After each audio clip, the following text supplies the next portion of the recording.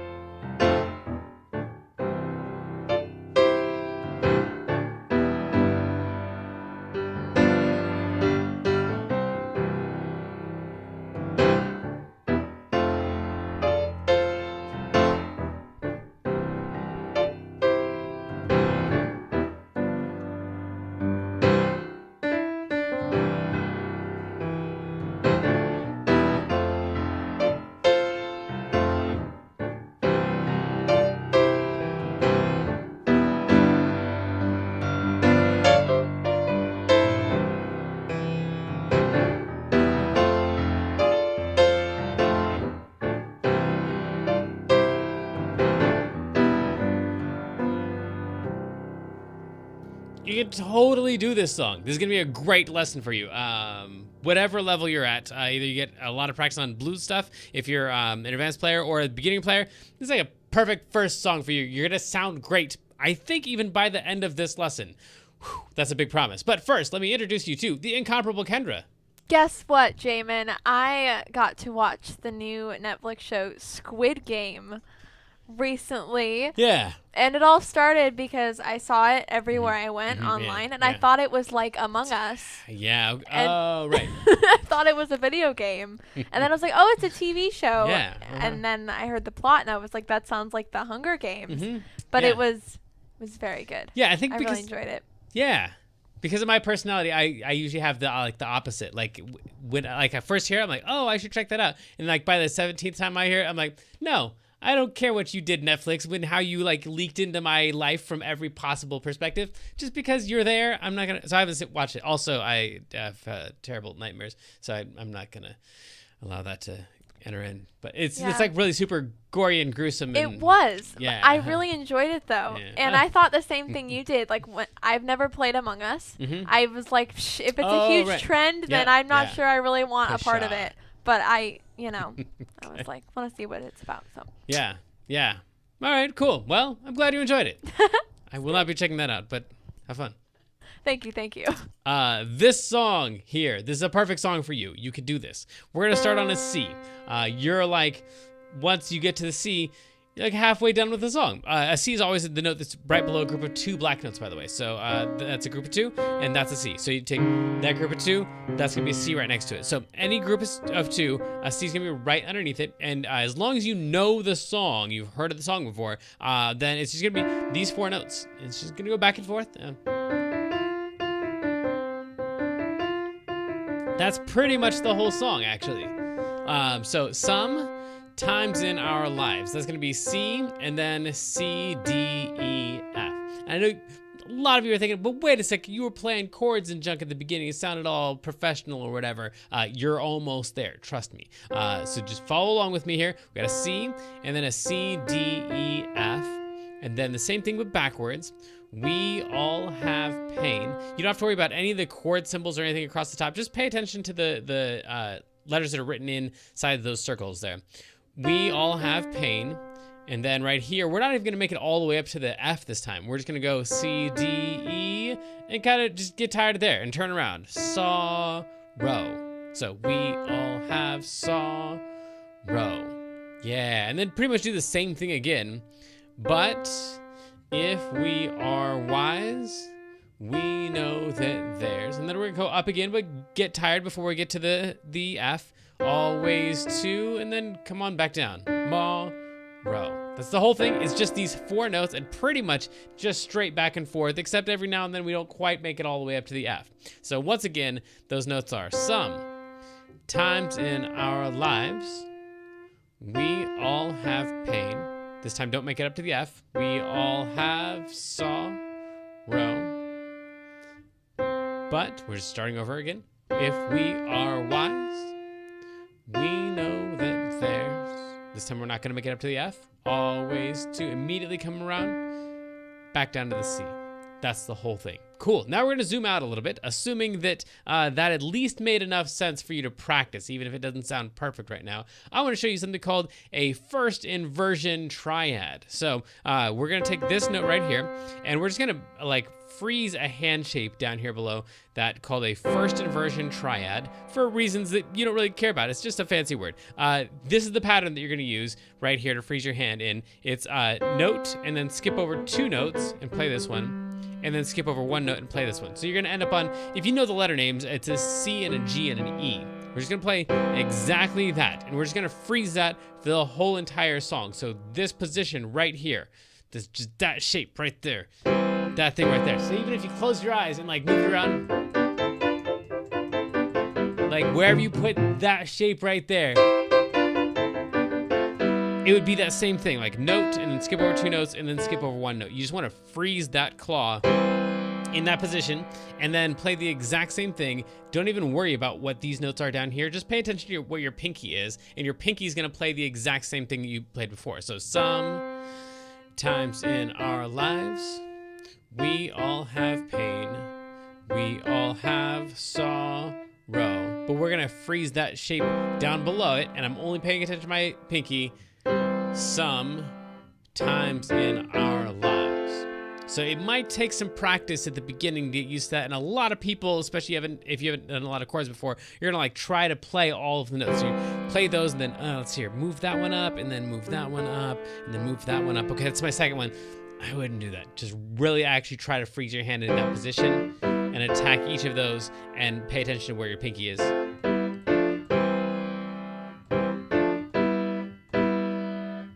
Play the exact same thing. Arise, we know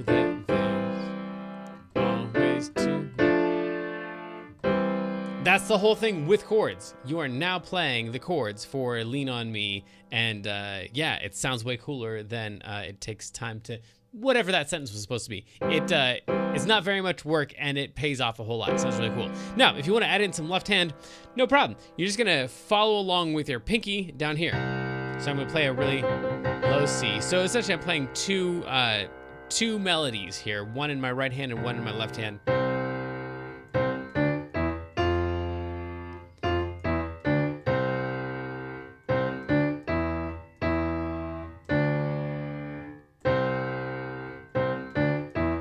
With the shape in there.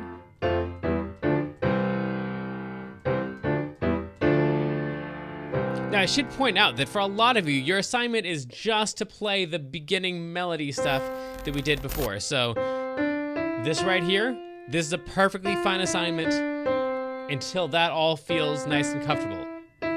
And then for some of you, just trying to get the shape down, not even playing this song necessarily, but just trying to get used to that first inversion triad shape. That's your assignment, and maybe just trying to move through a whole bunch of different chords. So that's already 2 different assignments depending on your level. And then if you can also add in the left hand, this is kind of like a major jump on top of that, because you're trying to freeze this shape, pay attention to your pinky, and also play the melody down here. That's super tricky. So each of these layers is not like, and here's the right way to do it. It's like, well, if that last thing was too boring, and then here's something else you could add in to make it a little more challenging for yourself. But it's already sounding really great. Like that sounds perfectly fine just like that. Now, there's one place where I would have your left hand not play the melody, and that's on the very next to last note on Mar of tomorrow. I would play, instead of playing a D along with the melody's playing a D, I'd have your left hand play a G right there, which kind of messes things up because your hand's gonna be used to following that melody along, but it would be always to Mar. Right there, it jumped straight to a G. Always to Mar instead of always to. The other one sounds perfectly fine. This G just sounds a little bit better. Always to. Cool, so that is another addition. Usually on these tutorials, like, we spend so much time just trying to get the melody down, the single note melody. We don't even make it to chords until we get to like the intermediate, the advanced levels, or like the reharm stuff. So we're already way, way, way ahead of schedule on this song. Another thing you could do if you wanted to was the thing that I did, where I went just to kind of fill in the gaps. Right there. So I'm just playing the same thing I played down here, but an octave higher. So when I got down to this, the D minor and the C, so I played, sometimes in our lives, we all have pain. On have pain, have pain, have pain, have pain, have pain, have pain, have pain, have pain. The exact same thing, just one octave higher.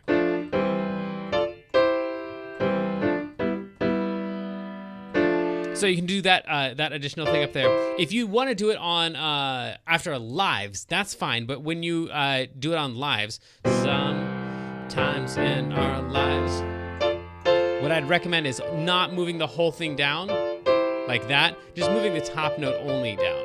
So keeping the bottom part of it the same. So these 2 notes are going to stay the same for both of them. So sometimes in our lives. And then we all have pain, have pain. We all have sorrow. But if we are wise, that's the one that doesn't change on the bottom. We know that there's always to. The left hand's gonna move to a G. Long. Yeah. Okay, cool. Another thing you could add in. So that, like, all of this is totally bonus, additional. You're already playing the melody, you're already playing chords. You could also add in this thing, the G, A, C. These 3 notes right here are kind of important in this song, and you can kind of throw them in wherever you think it sounds good. So.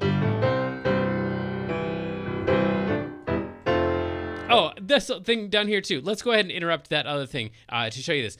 It looks like I'm cheating and I'm playing a bunch of other stuff that I haven't told you about. I'm not.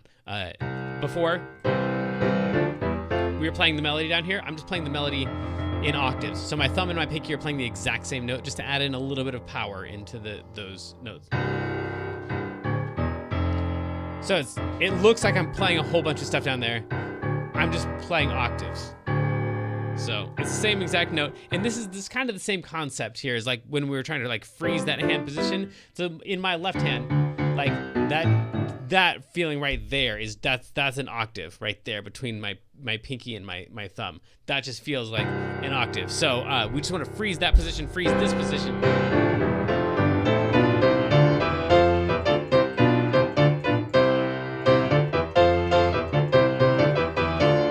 So that thing right there. Okay, so anyway, I didn't want you guys thinking I'm cheating down here. These are just octaves, and then this is just a first inversion triad, and then G, A, C.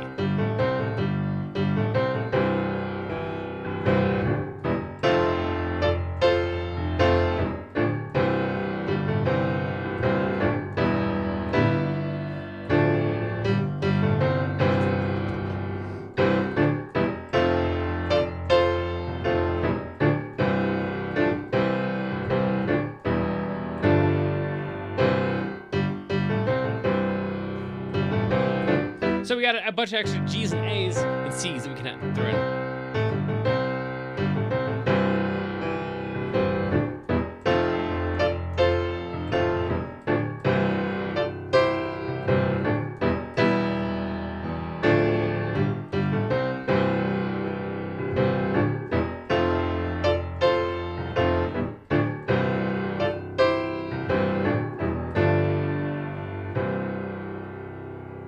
Cool. Now, several of you can play most of that, but you can't play one or two of the little things that I did yet in the 5 or 10 minutes that you've been practicing. And so now you feel like, well, I'm just not good at this stuff. So make sure you take a step back and play the stuff that you can play, make it nice and smooth. And then, yeah, only add in the next part. Give yourself like 20, 30 minutes of practice on whatever the part is that you can't quite do yet to work that up. And if you want some help on any of this stuff, I'd be happy to help you out with it. But definitely spend some time just enjoying the stuff that you can already do and then just trying to add something else to it. Because I'm sure there's more that we could add to it. Like, that's still not like the right way. In fact, I would say if you were playing in Bill Withers' band, you should probably play less than all of that. That's like too much to be a part of the band. That's like a one-man band kind of thing. So you're already playing way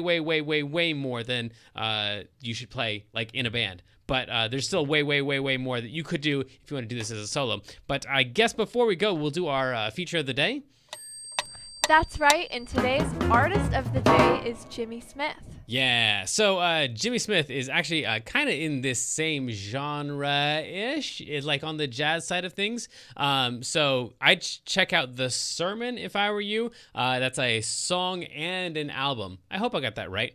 But yeah, go check out The Sermon, the album, and Jimmy Smith is just awesome. It's B3 organ, gospel jazz stuff, and it's really awesome. If you hear anything in there that you're wanting to steal, like, well, that was a really cool lick, I wish I could use that, it would probably fit into this song because this song has a lot of blues scale stuff that we'll probably be talking about more next week. But real quick, those are the notes that you would add in to this thing right here if you want to make it sound more bluesy. So this is the C blues scale.